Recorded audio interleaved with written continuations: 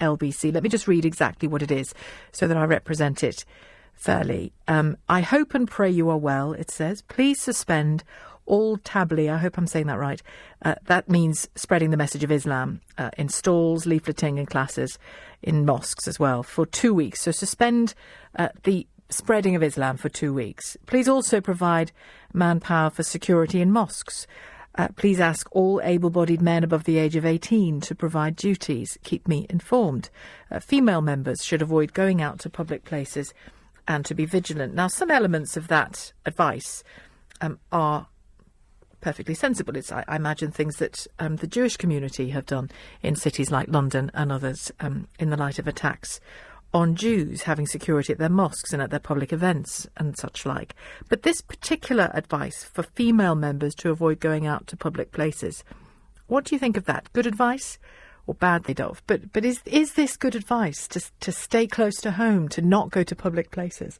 Rafiq Hayat joins me, National President of the Ahmadiyya Muslim Community. Good afternoon to you. Good afternoon, Sheila. How are you? I'm very well, thank you, and thanks for joining us. Now, I know that this advice wasn't centrally disseminated, was it? This has come from an individual. That is correct. I mean, the thing is that this particular advice has been a personal advice by one person who has decided to include it. I mean, as you mentioned, that it is sensible that during these difficult times, yes, we do make sure that, we have security at our premises, which I think just is a sensible precaution. And you do. The one in London where I went to interview your leader, there was security there. Absolutely. And I think that is true across the country. It's not only mosques. I think you'll find all public buildings have that amenity. And the thing is, because, we have volunteers who come and assist, so really, I think the message is just directed at volunteers to come and help out as additional security during this difficult period. Other than that, no such instructions was given for women not to go out. My own daughter, she's a teacher. She's out in her school today teaching. So, and people are going about their daily normal life.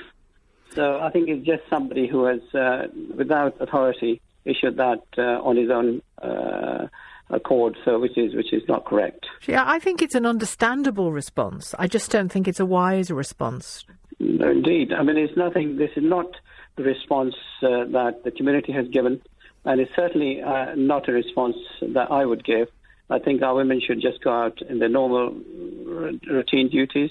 Of course, everyone has to be vigilant during this period, and, things do happen, but I don't think that stops people from going about their normal daily life. What about things like the dissemination of Islam?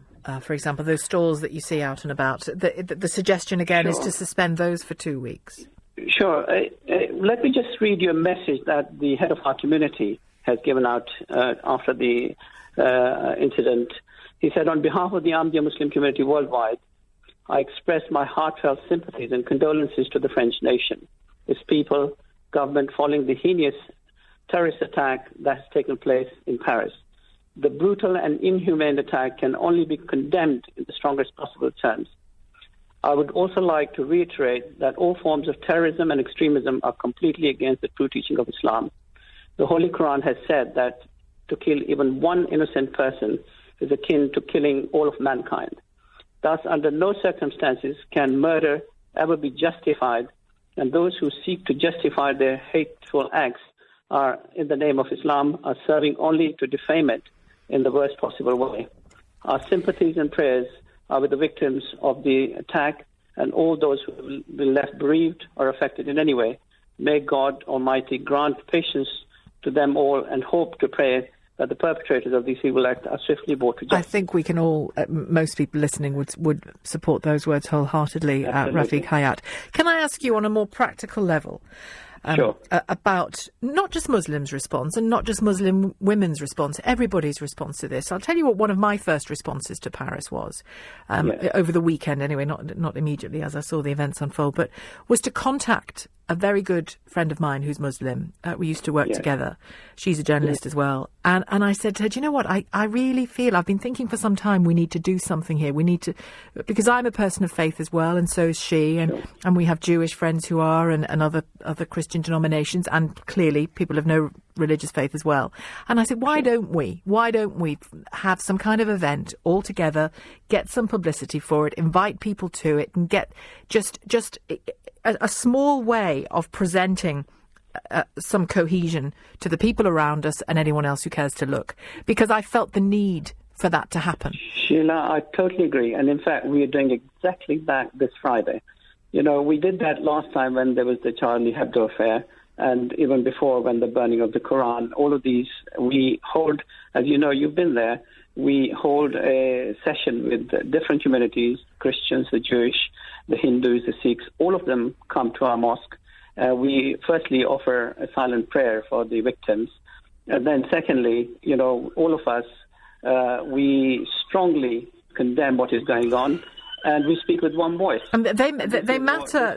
They obviously matter, and they nourish the people who go to them. But I'm talking about something more public. Now, that's clearly one part of the response, but it won't be everybody's cup of tea. You know, it won't be everybody's wish to do that kind of thing. Of course. What practical things would you say to people, to Muslim people, perhaps specifically, about what actions to take now if they feel that they should take some kind of action, not staying indoors and hiding away, but taking some kind of action? I think people, you know, I think the thing is that I've lived in London since the 1960s.